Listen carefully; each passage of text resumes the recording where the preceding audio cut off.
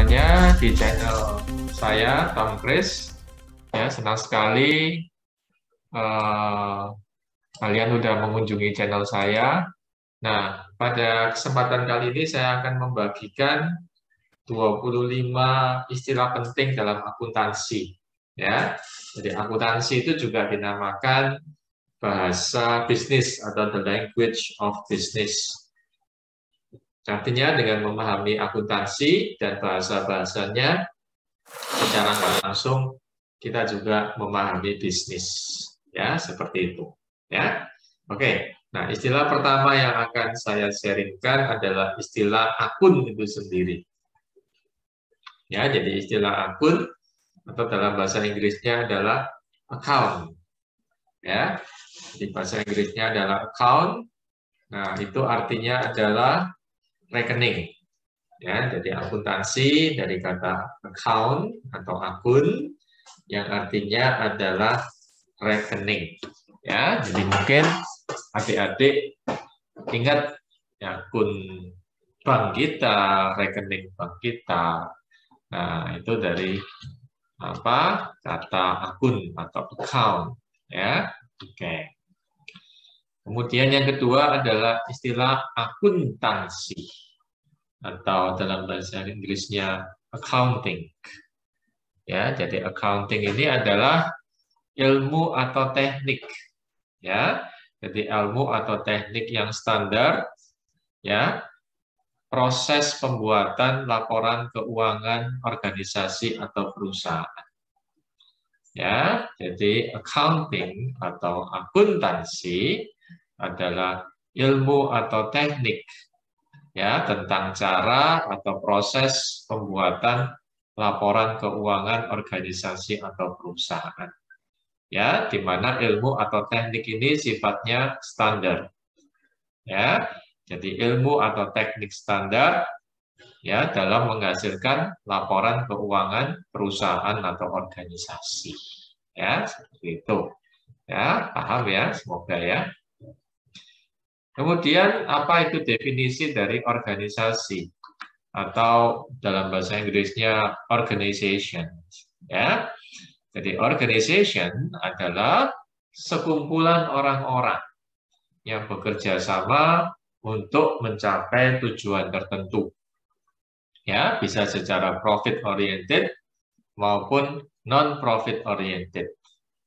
Ya, jadi di sini ada sekumpulan orang ya. Jadi bukan hanya satu orang saja. Ya, tapi sekumpulan orang ya, di mana mereka saling bekerja sama ya untuk mencapai tujuan organisasi. Ya, dan tujuan organisasinya bisa mencari keuntungan atau profit oriented atau mungkin tidak profit oriented atau non profit oriented. Ya, seperti itu. Kemudian istilah berikutnya yang penting adalah perusahaan atau bisnis atau dalam bahasa Inggrisnya company atau business. Nah, itu didefinisikan juga sebagai sekumpulan orang-orang yang bekerja sama dalam organisasi, tetapi tujuannya adalah profit oriented.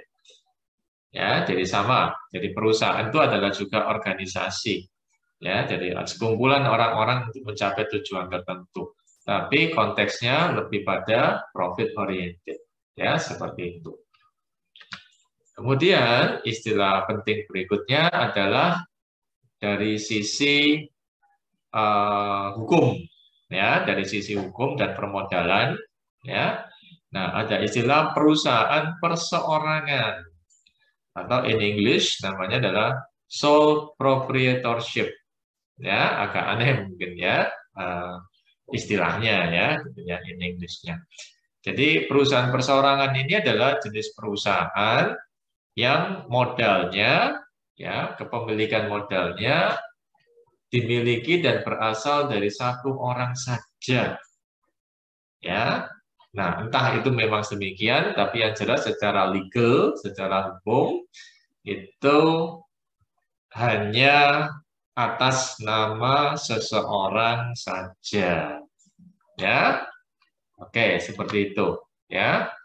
Dan karena atas nama seseorang saja, Tentu saja kalau ada keuntungan, ada hak, dan ada kewajiban, maka akan dinikmati dan ditanggung oleh orang tersebut saja.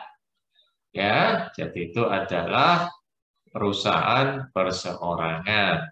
Ya. Nah, kemudian yang kedua adalah jenis perusahaan persekutuan, atau in English namanya adalah partnership. Ya, atau dalam bahasa Belanda ini mungkin ya, Commanditair Vennootschap atau perseroan komanditer atau CV. Ya, jadi perusahaan di sini lebih sering orang ngomongnya CV. Ya, jadi kalau CV itu perusahaan yang secara legal ya kepemilikan modalnya dimiliki tidak oleh hanya satu orang, tetapi 2 orang atau lebih. Ya, jadi ada sekutu aktif, ada sekutu pasif. Ya, dan tentu saja segala keuntungan, hak, dan kewajiban itu akan dinikmati dan ditanggung oleh 2 atau lebih orang tersebut. Ya, seperti itu. Ya, gitu. Dan yang ketiga adalah yang namanya perseroan terbatas atau PT. Ya. Nah, dalam bahasa Inggrisnya ada namanya limited liability company atau limited company. Ya. Nah, itu secara British English ya, atau disingkat .ltd ya. Kalau dalam American English itu namanya adalah incorporated atau incorporation atau corporation ya, dengan istilah INC dot atau CORP dot ya, itu American English. Apa itu perseroan terbatas? Nah, perseroan terbatas itu adalah jenis perusahaan yang kepemilikan modalnya dalam bentuk saham. Jadi bukan dalam bentuk atas nama si A, si B, si C, tapi dalam bentuk saham atau shares. Ya. Dan tentu saja keuntungan, hak, dan kewajiban itu dinikmati dan ditanggung oleh para pemegang saham atau pemegang saham tersebut. Ya, jadi terdengar lebih profesional ya di sini ya, gitu ya. Oke. Nah, kemudian setelah itu kita akan masuk ke istilah berikutnya, yaitu adalah, nah, ya, kalau tadi secara legal, maka ini secara jenis usahanya, ya, jenis usahanya. Ya, ada 3 jenis usaha. Yang pertama adalah usaha jasa, ya, atau service company, ya. Nah, jadi usaha jasa adalah usaha yang mengutamakan atau menonjolkan, mengandalkan sisi layanan atau jasa. Ya, jadi bukan barang yang dijual. Jadi utamanya adalah jasa atau layanan yang diberikan. Misalnya apa itu? Nah, misalnya adalah layanan kecantikan, layanan keuangan, layanan kesehatan, layanan pendidikan, layanan kebersihan, layanan keamanan. Nah, ya, jadi mereka yang bergerak pada layanan-layanan tersebut maka masuk pada usaha jasa atau service company. Ya. Oke, kita lanjut pada jenis usaha yang kedua. Nah, jenis usaha yang kedua adalah perusahaan dagang atau trading company. Ya, jadi perusahaan dagang atau usaha dagang adalah jenis usaha distribusi. Ya, jadi ini adalah kayak distributor barang. Ya, jadi mengambil dari produsen atau beberapa produsen, kemudian disebar, didistribusikan, disebarin ke konsumen atau pembeli. Ya, jadi contohnya adalah kayak toko, ya, toko, grosir, retail, ya, pedagang, ya. Nah, itu misalnya toko pakaian, toko bahan makanan, toko peralatan kantor, toko elektronik, toko komputer, toko HP, ya, kemudian toko bangunan, dan juga toko buku. Ya, itu adalah perusahaan dagang, ya, atau trading company. Ya. Dan kemudian yang berikutnya adalah usaha manufaktur. Ya, jadi usaha manufaktur atau manufacturing company. Ya. Nah, di usaha manufaktur ini mirip kayak produsen. Ya, mungkin teman-teman ingat dengan yang namanya pabrik ya. Jadi pabrik adalah tempat manufaktur. Ya. Nah, di mana manufaktur atau pembuatan barang itu melibatkan barang mentah, kemudian ada tenaga kerjanya dan juga ada biaya lain-lain atau biaya overhead pabriknya. Ya, itu adalah usaha manufaktur atau manufacturing company. Ya, seperti itu. Ya. Oke. Nah, kemudian kita pada istilah yang berikutnya. Ya. Jadi saya akan masuk pada definisi dari akuntansi keuangan atau financial accounting. Ya, apa itu financial accounting? Nah, ya, jadi financial accounting adalah ilmu yang mempelajari teknik, proses, dan cara penyusunan laporan keuangan standar yang akan digunakan oleh pembacanya. Ya, baik secara internal maupun eksternal. Ya, jadi akuntansi keuangan adalah ilmu ya untuk menghasilkan laporan keuangan standar yang akan dibaca oleh pengambil keputusan. Ya, jadi ilmu laporan keuangan untuk pengambilan keputusan. Ya, seperti itu. Ya. Oke. Nah, kemudian istilah laporan keuangan itu dalam Inggrisnya adalah accounting report atau financial report. Atau mungkin yang lebih umum istilahnya adalah financial statement. Ya, jadi laporan keuangan itu berisi laporan pendapatan perusahaan, laporan biaya-biaya perusahaan, laporan modal perusahaan, harta, kewajiban, dan juga laporan arus kas perusahaan.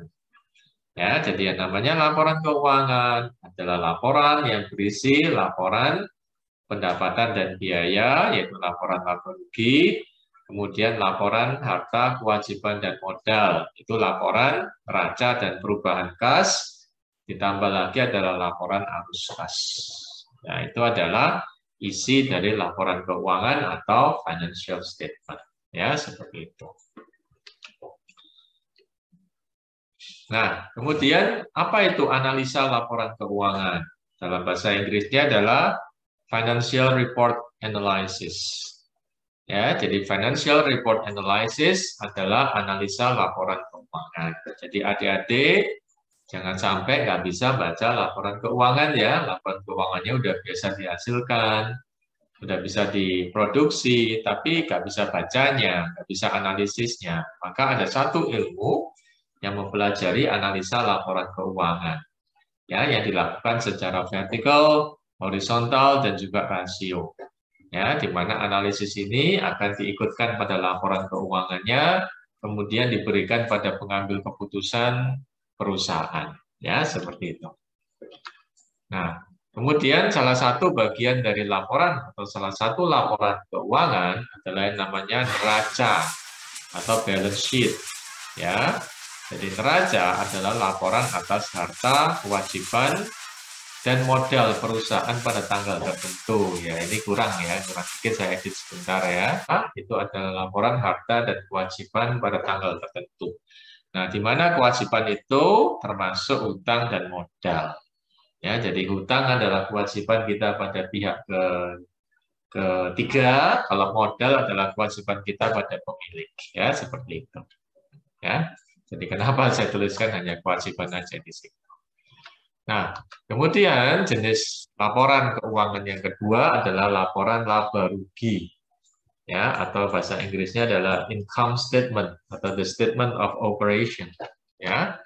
Jadi laporan laba rugi adalah laporan pendapatan dan biaya perusahaan pada periode tertentu. Ya, jadi laporan pendapatan dan biaya perusahaan pada periode tertentu. Ya, gitu. Dan jenis laporan yang ketiga yaitu laporan jembatan ya antara laba rugi dan neraca, itu adalah yang namanya laporan perubahan modal. Ya, jadi laporan perubahan modal ini untuk mengetahui apakah modal pemilik itu bertambah atau berkurang dibandingkan periode sebelumnya. Ya, oke, ini kurang ya dibandingkan periode organisasi dibanding periode sebelumnya. Ya, seperti itu. Nah, oke. Dan yang terakhir adalah laporan arus kas, ya, atau the statement of cash flow. Ya, jadi laporan atas masuk keluarnya uang tunai atau cash atas kegiatan investasi, operasi, dan pembiayaan perusahaan. Yaitu laporan arus kas. Ya, seperti itu. Nah, kemudian ada yang namanya siklus akuntansi. Nah, sebelum saya masuk sini, saya masuk dulu kepada pengambil keputusan tadi ya. Nah, laporan keuangan. Ya. Nah, pengguna laporan keuangan ada pengguna internal atau internal users dan juga ada pengguna luar atau external users. Ya, jadi pengguna laporan keuangan internal atau internal users ya itu adalah dalam tanda kutip orang dalam perusahaan. Misalnya siapa? Direktur, manajer, kepala bagian, staf perusahaan, termasuk pemilik. Ya, itu pengguna dalam. Ya, jadi manajemen dan pemilik. Ya, gitu. Nah, kemudian pada pengguna luar atau external users. Ya, jadi external users ini bisa pemerintah, ya, melalui pajak, melalui pejabat pajak, bisa juga pihak pemerintah melalui otoritas keuangan, bisa juga calon yang mau minjemin duit, ya, kreditor atau investor, ya, kreditur yang mau minjemin duit, ya, dari lembaga perbankan misalnya, atau investor yang mau nanamin modal di situ, ya, termasuk calon investor misalnya masyarakat, ya, bisa juga. Termasuk juga mungkin pemasok atau supplier perusahaan. Kemudian juga bisa jadi pembeli produk perusahaan. Ini kalau barangnya barang industri ya, gitu ya. Nah, kemudian mitra bisnis juga bisa.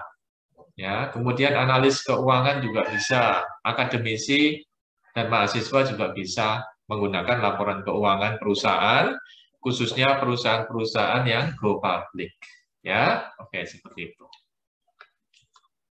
Nah, kemudian apa itu pengambil keputusan atau decision maker? Yaitu tadi, ya, jadi yang baca laporan keuangan, baik internal, baik eksternal, ya, di mana mereka setelah itu akan mengambil keputusan. Langkah apa yang harus mereka ambil? Ya, seperti itu. Oke, ilmu atau teknik standar, ya, atas proses pelaporan keuangan organisasi atau perusahaan. Nah, kemudian akan kita lihat bagaimana siklusnya. Ya, jadi siklus akuntansi. Ya, jadi accounting cycle itu dimulai dari pencatatan. Ya, kemudian masuk ke yang namanya buku besar. Ya, habis itu neraca saldo, penyesuaian, neraca lajur, laporan keuangan, kemudian jurnal penutup. Ya, jadi mungkin di sini yang familiar dengan adik-adik pencatatan dan laporan keuangan. Nah, perlu dicatat bahwasannya di antara pencatatan dan laporan keuangan itu ada proses yang namanya posting ke buku besar, ada yang namanya neraca saldo, ada yang namanya penyesuaian, ada yang namanya neraca lajur. Nah, itu tahapan itu harus dilewati sebelum menghasilkan laporan keuangan. Ya, dan di akhir periode ada penutupnya atau jurnal penutup. Nah, itu semua adalah tahapan atau siklus akuntansi atau dalam bahasa Inggrisnya adalah accounting cycle. Ya, oke, moga-moga bisa dipahami. Nah, kemudian akuntansi bekerja berdasarkan persamaan atau accounting equation. Ya, jadi persamaannya adalah seperti ini ya. Nah, persamaannya satu sebenarnya, cuma kita bisa bolak-balik ya. Jadi misalnya persamaan dasarnya adalah harta sama dengan hutang tambah modal ya. Nah, kalau dibalik hutang itu apa? Harta dikurangi modal. Nah, modal itu apa? Modal adalah harta dikurangi hutang ya.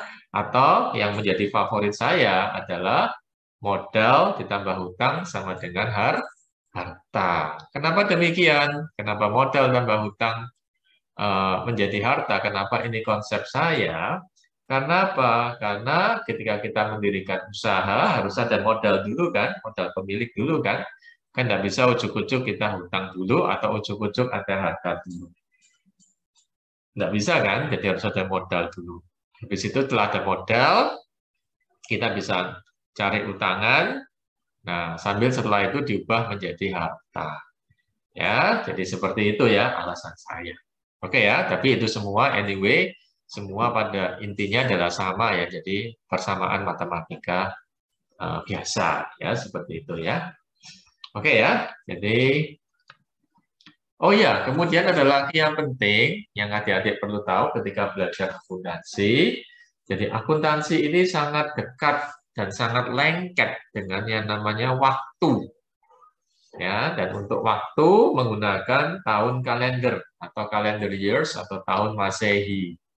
Ya, jadi penggunaan Masehi. Jadi adik-adik harus hafal ya nama-nama bulan ya. Nama-nama bulan harus hafal sekaligus jumlah hari dalam bulan tersebut. Nah, ya harus hafal. Ya, jadi dalam satu tahun itu ada 365 hari. Ya, atau 4 tahun sekali kita ada 366 hari, yaitu tahun kabisat.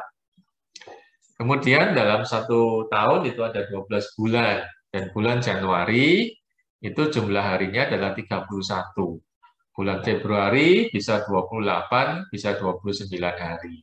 Kemudian bulan Maret 31 hari, bulan April 30 hari, bulan Mei 31 hari, bulan Juni 30 hari, bulan Juli 30 hari, ya, kemudian bulan Agustus 31 hari, September 30 hari, Oktober 31 hari, November 30 hari, dan Desember 31 hari. Ini ada yang kurang dikit ya. Nah, ini ya. Nah, ini. Nah, seperti gini ya. Ya, jadi tahun kalender ya. Jadi seperti begini. Nah, ini kita harus tahu ini ya. Nah, ini sebetulnya nggak usah dihafal ya, nggak usah dihafal, tapi kita bisa pakai patokan menonjol sama tenggelam ya dari buku tangan kita ya. Karena ada buku tangan kita kan ada yang menonjol, ada yang tenggelam, no? Nah, yang menonjol ini adalah Januari, tenggelam Februari ya. Kemudian menonjol lagi Maret tanggal 31 ya. Nah, 31. Kemudian April turun lagi 30. Mei menonjol lagi 31. Juni turun lagi 30. Juli menonjol lagi 31. Nah, setelah Juli, ini Agustusnya sama kayak Juli, ya 31 juga. Habis itu September turun lagi 30, Oktober naik lagi 31, November turun lagi 30, Desember naik lagi 31. Ya, jadi seperti itu ya. Jadi harus hafal atau mengerti atau ya kita pakai buku jari kita aja supaya gampang ya seperti itu. Oke. Kemudian dua slide yang terakhir adalah yang namanya financial fraud atau kecurangan ya, kecurangan keuangan. Ya, jadi fraud atau kecurangan keuangan atau financial fraud adalah suatu perbuatan melawan hukum yang dilakukan oleh orang-orang baik dari dalam maupun dari luar organisasi yang maksudnya adalah mendapatkan keuntungan finansial bagi pribadi atau kelompoknya di mana merugikan keuangan pihak lain atau keuangan perusahaan. Ya, seperti itu, ya. Nah, oleh karena itu, maka perlu ada pemeriksaan keuangan atau audit, ya, atau financial audit. Jadi financial audit ini adalah pemeriksaan keuangan yang dilakukan oleh pihak independen, ya. Nah, ya, yang untuk memeriksa sejauh mana kewajaran laporan keuangan tersebut, ya, termasuk standar sistem akuntansinya. Ya, jadi pemeriksaan oleh tim independen, ya, atas keuangan atau financial audit adalah pemeriksaan oleh tim independen, ya, atas sejauh mana kewajaran laporan keuangan perusahaan, termasuk standar sistem akuntansinya bagaimana. Ya, jadi laporan keuangan sama sistem akuntansinya seberapa jauh sudah memenuhi standar, ya, seperti itu, ya. Oke, saya rasa sampai di sini dulu video saya. Terima kasih atas perhatiannya. Ya, silakan like jika suka, dislike jika tidak suka. Ya, kiranya channel ini terus bisa didukung sehingga saya bisa terus men-sharingkan ilmu-ilmu saya. Hanya dengan subscribe aja, komen, sama share. Ya, terima kasih. Sampai bertemu lagi. Salam sehat sejahtera. Ya.